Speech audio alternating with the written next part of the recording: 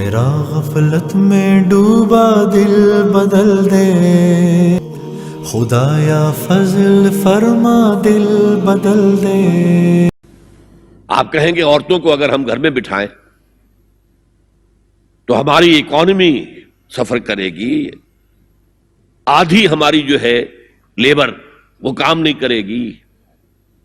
میں نے کہا where there's a will there's a way۔ Cottage industry کا انتظام کرو، نمبر 1، گھروں میں بیٹھ کر کام کریں۔ دوسری جنگ عظیم کے دوران ایک بڑا علاقہ تھا دلی میں جس کا ہر گھر کارخانہ بنا ہوا تھا، کرخندار، یہ ایک قوم کا نام پڑ گیا، کرخندار۔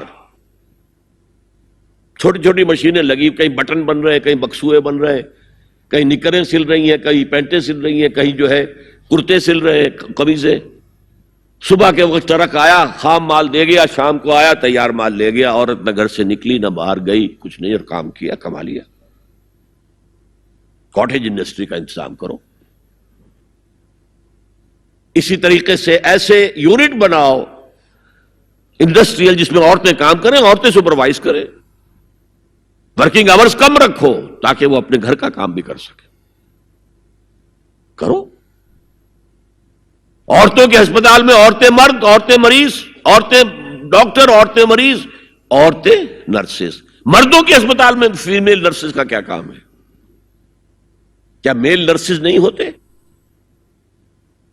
اور کیا آرمی کے اندر جو فارورڈ یونٹس ہوتے ہیں کہ جو جاتے ہیں محاذ کے اوپر، ان میں کوئی عورت نرس جاتی ہے؟ میل نرسز جاتے ہیں، حالانکہ سب سے زیادہ نرسنگ کی ضرورت وہاں ہوتی ہے۔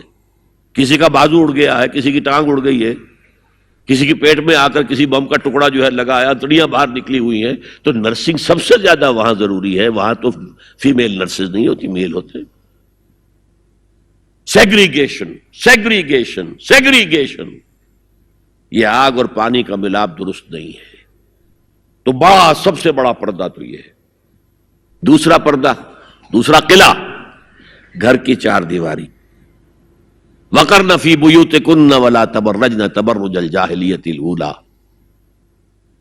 قرار پکڑو اپنے گھروں میں، وقار کے ساتھ رہو، ٹھہری رہو اپنے گھروں میں، اور بن سمر کر باہر نہ نکلو جیسے کہ تم جاہلیت کے دور میں نکلتی تھی۔ اس کو ہمارے ماڈرن لوگ کہہ دیتے ہیں یہ تو صرف ازواج مطہرات کے لیے تھا، اس سے بڑی جہالت کوئی نہیں ہو سکتی۔ دیکھیے ایک نکتہ، یہ شاید پہلے کبھی آپ کے ذہن میں نہ آیا ہو، ازواج مطہرات سے خاص کیوں خطاب کیا گیا؟ اس کی وجہ ہے اسی سورہ احزاب میں جس میں یہ مضمون آیا ہے وَقَرْنَ فِي بُيُوتِكُنَّ وَلَا تَبَرَّجْنَ تَبَرُّجَ الْجَاهِلِيَّةِ الْأُولَىٰ، اسی میں آیت آئی ہے لَقَدْ كَانَ لَكُمْ فِي رَسُولِ اللَّهِ أُسْوَةٌ حَسَنَةٌ۔ مسلمانوں تمہارے لیے اللہ کے رسول کی شخصیت کے اندر ایک نہایت عمدہ نمونہ ہے، اور یہ معجزہ ہے۔ مردوں کی ہر حیثیت کے لیے اسوہ ہے محمد صلی اللہ علیہ وسلم۔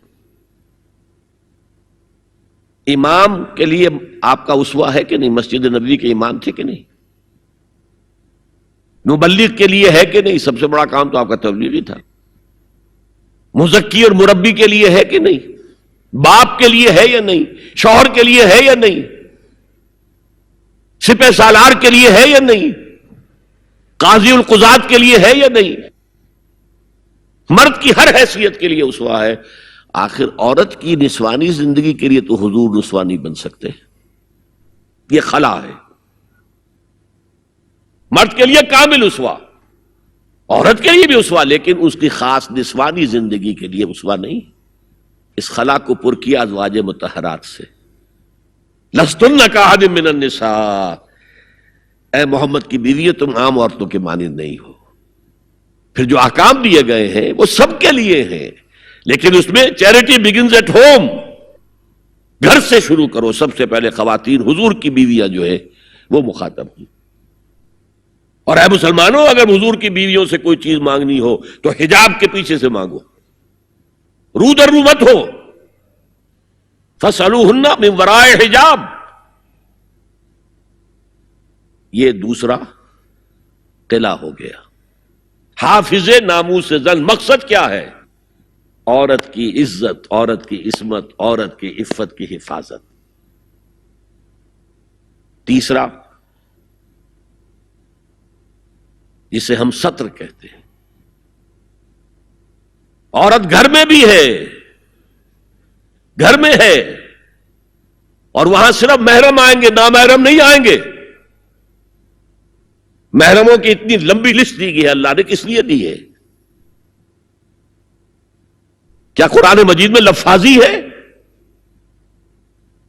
ایک ایک لفظ گنجینہ معنی کا طلسم اس کو سمجھیو، جو لفظ کے غالب میرے اشعار میں آوے. غالب نے تو تعلی کی ہے، اللہ کے کلام میں تو یہ بات صحیح ہے نا. گھر کے اندر نامحرم نہیں آئے گا. گھر میں اگر وہی ایک بیٹی تھی جو آپ نے اپنے داماد کو دے دی ہے اور کوئی اور بیٹی نہیں ہے تو داماد گھر میں آ سکتا ہے اور نہیں آ سکتا. سالی سے اس کا پردہ ہے، دیور سے بھابھی کا پردہ ہے، چچازاد بھائی بہنوں کا پردہ ہے. چچا سے پردہ نہیں ہے، ماموں سے پردہ نہیں ہے، چچازاد پردہ ہے، ماموں زاد پردہ ہے، خالہ زاد پردہ ہے، پھوپھی زاد پردہ ہے. یہ سارے احکام کس لیے دیے گئے؟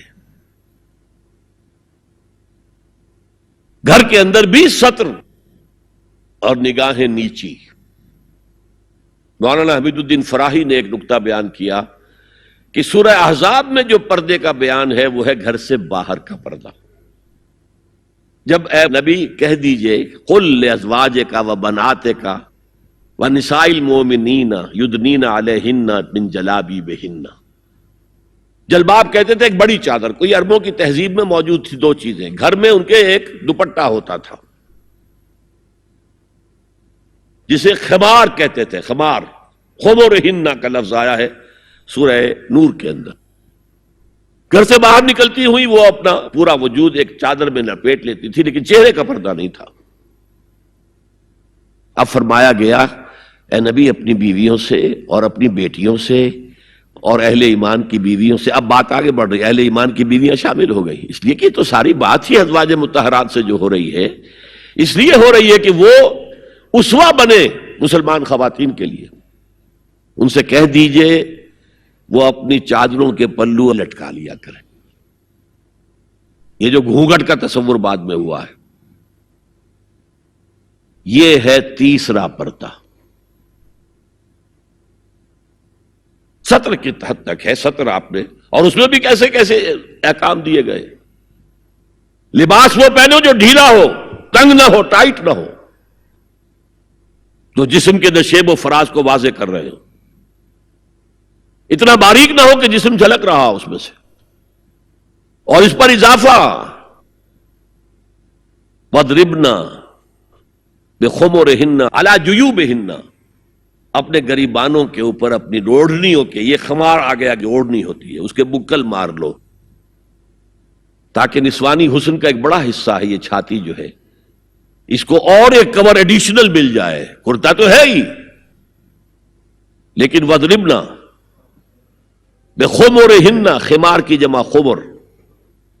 سورہ احزاب میں آیا جلابیب، جلباب کی جمع، وہ بڑی چادر جس میں لپٹ کر گھر سے نکلتی تھی.